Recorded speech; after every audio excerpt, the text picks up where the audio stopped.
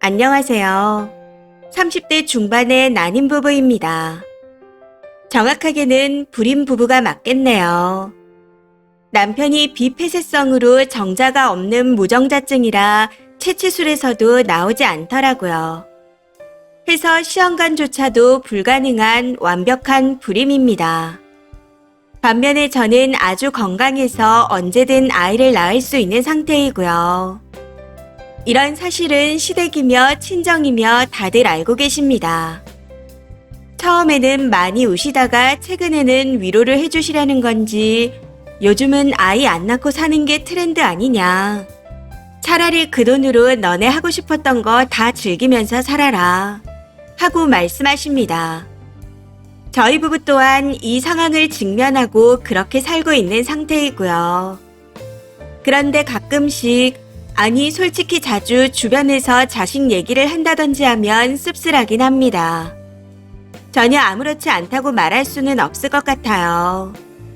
아무튼 이런 상황에서 남편에게 딱 하나 있는 누나라는 사람, 즉 저에게는 신호되는 사람이 요즘 자꾸만 제 귀에 거슬리는 말을 합니다. 신호에게 아이가 한 명 있는데 저희 부부가 있는 자리에서 땡땡아, 삼촌한테 이거 사달라고 해. 하며 장난감이나 옷 같은 걸 사달라고 요구합니다. 만날 때마다 따라오는 기본 옵션같이 항상 저런 말을 했었지만 남매니 그럴 수 있다 생각했습니다. 그런데 문제는 남편이 웃으면서 그걸 왜 우리 부부한테 얘기하냐 물어보면 나중에 네 돈 다 우리 땡땡이한테 오는 거 아니야? 하고 말한다는 겁니다. 사실 처음에는 과하지 않은 선에서 장난감이나 필요한 옷가지들을 선물하기도 했었습니다. 그런데도 계속해서 저런 요구를 해오니 남편도 나름 받아친다고 했던 말이었는데 돌아오는 답변이 저런 식이니 너무 어이가 없더라고요. 어차피 너네는 금전적으로 여유 있지 않아? 땡땡이를 너네 자식이라 생각하고 같이 키우면 서로 상부상조하는 거야. 나중에 너네 죽으면 땡땡이가 장례라도 치러줄지 누가 알아. 하면서 매번 비수를 꽂네요. 이 말도 처음에는 저희 부부 둘 다 그냥 장난이겠거니 생각하며 넘기려 했습니다. 그러다 최근에는 정말 진지하게 서로의 생각을 얘기해 본 적도 있었고요. 아무튼 그렇게 지내다가 남편도 몇 번 듣고 나니 화가 제법 쌓였던 건지 이번에 또 시누이가 저런 말을 하자마자 냅다 소리를 지르더라고요. 야, 정도껏 해라. 너 그거 우리한테 상처야. 나야 내 잘못이고 내 가족이 그러니 그냥 듣고 넘긴다고 치지만 내 아내는 그 얘기를 들으면 어떨 것 같아? 내가 이 사람 입장이라고 생각만 해도 피가 치솟아. 그리고 우리 돈 땡땡이 줄 생각 없어. 라고 하면서요. 시댁 식구들이 다 있는 데서 남편이 저렇게 말하는데 옆에서 듣고 있던 저는 왜 갑자기 눈물이 흐르는 건지 정말 펑펑 울었던 것 같습니다. 아무튼 그렇게 잠깐의 정적이 흐르는 사이 시부모님이 제 눈치를 보는 게 눈에 보였고 남편은 조용히 짐을 싸들고는 집으로 가자며 저를 잡아 끌었습니다. 그렇게 집에 가는 차 안에서 둘 다 아무 말 못했던 것 같네요. 저는 창밖만 바라보고 남편은 운전하며 조용히 갔었죠. 그러다 집에 도착할 무렵 남편이 갑자기 나 때문에 이런 일 겪게 하고 힘들게 해서 미안해 하고 말하는데 그 모습을 보고 있자니 참 안쓰럽게 느껴졌습니다. 해서 애써 씩씩하게 괜찮다고 말해줬네요. 그래도 다행인 건지 시부모님께서 연락하셔서는 딸 자식 교육을 잘못 시켰다. 미처 상처를 헤아리지 못했다. 정말 미안하다.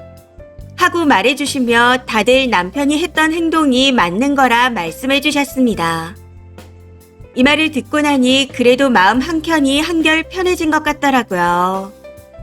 그럼에도 앞으로 시누이 얼굴은 다시 볼 자신이 없습니다.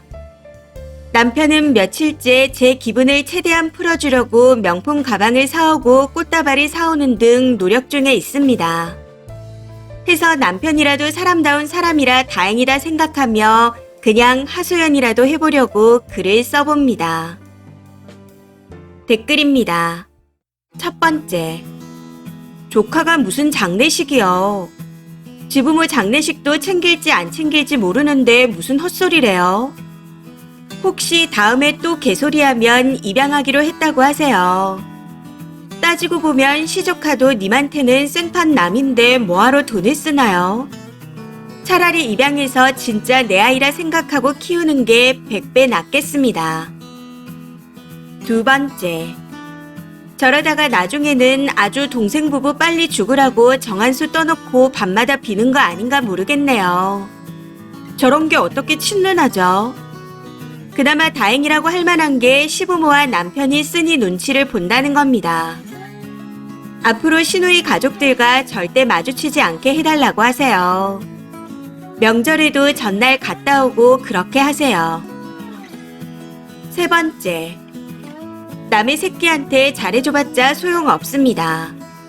저희도 불임 부부라 조카가 어릴 때부터 생일에 기념일에 아무것도 아닌 날까지 비싼 장난감 사주고 예뻐해주고 데리고 여기저기 놀러 다녔습니다. 그런데 싸가지 없는 것들이 크고 나니 인사도 잘 안 하고 본척 만척 하더라고요. 지들 생일에만 뭐 사달라고 할 줄 알지 평소에는 본척 만척하며 안 챙기는데 죽어서까지 남의 새끼들한테 뭘 바라겠나요? 추가입니다. 많은 분들의 위로와 저를 대신한 욕들 감사합니다. 입양 얘기가 많으셨는데 그 부분을 고려 안 해본 건 아니지만 솔직하게 말씀드리자면 피 한 방울 안 섞인 남의 자식을 잘 키워나갈 자신이 없습니다. 집이 아주 잘 살아서 경제적으로 충분한 여유가 있는 것도 아니고 냉정하게 현실적으로 봤을 때 입양은 답이 아니라 생각했습니다. 저는 아이를 키우고 싶은 게 아니라 사랑하는 제 남편과 저를 닮은 아이를 원하니까요. 이 부분에 대해서는 시댁도 친정도 다 말씀드렸고 양가 모두 충분히 공감하신 부분입니다. 그리고 양가에 있는 가족들 모두가 아주 정확하게 이런 상황을 알고 계십니다. 어쩌면 그래서 시부모님이 저한테 큰 소리 못 치시고 최대한 제 비위를 맞춰주려 하시는 거겠죠. 아무튼 계속 고민하고 생각한 끝에 앞으로 시누이가 있을 땐 시댁에 안 가기로 했습니다. 최대한 안 마주치고 살려고요. 물론 남편이 간다고 하면 말리진 않을 생각이지만 남편 말로는 본인도 당분간은 안 보고 싶답니다. 다행히 시부모님도 동의를 해주신 상황이라 앞으로 집안에 큰 행사가 있지 않은 한은 시누이와 마주칠 일은 없을 것 같습니다. 그날 이후 시누이한테서 미안하다는 말 한마디 듣지 못한 상황인데 지금은 오히려 그게 고맙게 느껴집니다. 어설픈 사과 한마디라도 했다면 앞으로도 계속 얼굴을 보고 살아야 했을 테니까요. 많은 분들이 제 하소연을 들어주시고 마치 본인 일처럼 공감해주시고 저를 대신해서 화내주시니 이것만으로도 많은 위안과 응원이 된 것 같습니다. 댓글 주신 모든 분들께 감사드립니다. 추가 댓글입니다. 첫 번째, 이혼 안 하고 살아주는 것만 해도 얼만데 정신 나간 누나가 천지분간도 못하고 입방정을 떨고 있네요. 왕래하지 마세요. 님이 시댁에서 눈치 보실 입장도 아닌데 뭐가 걱정인가요? 그럴 일은 없겠지만 혹시라도 마주쳐서 또 멍멍이 소리를 하면 네 새끼한테 우리 부부 재산을 왜 물려주냐? 떡 줄 사람은 생각도 않는데 무슨 김칫국을 소째 들이키냐? 그렇게 될 일은 절대 없을 거니 꿈 깨라 하고는 비웃어주세요. 두 번째, 살다 저렇게 싸가지 없고 개념 없는 건 처음 봅니다. 시누이가 거지 근성이 아주 하늘을 찌르는 것 같네요. 지가 싸질러 낳은 걸 왜 동생 부부가 같이 키우나요? 키우고 나서 나중에 효도를 받든 말든 그건 지소관인데 말이죠. 두 분은 그냥 노후 준비 잘하시고 알콩달콩 행복하게 지내세요. 세 번째, 조카한테 무슨 재산을 물려줘요.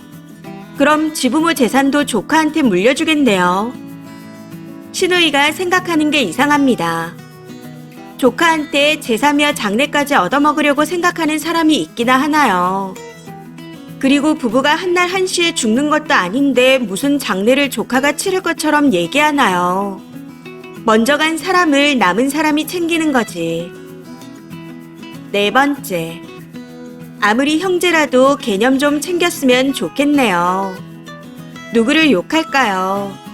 당장 내 옆에 남편이라는 인간도 그러는데 맞벌이로 아이 맡길 곳이 없어 걱정하고 있으니 시동생네에 맡기자네요. 저희 시동생네도 불임 부부인데 이게 말인지 맞벌이인지. 가뜩이나 아이 좋아하는 동서인데 아이 가질 수 없다는 말에 울고불고 하던 걸 같이 봐놓고는 그러더라고요. 머리를 폼으로 달고 다니는 건지 아무리 생각해도 이해가 되지 않습니다. 이번 사연은 여기까지입니다. 시청해주셔서 감사합니다.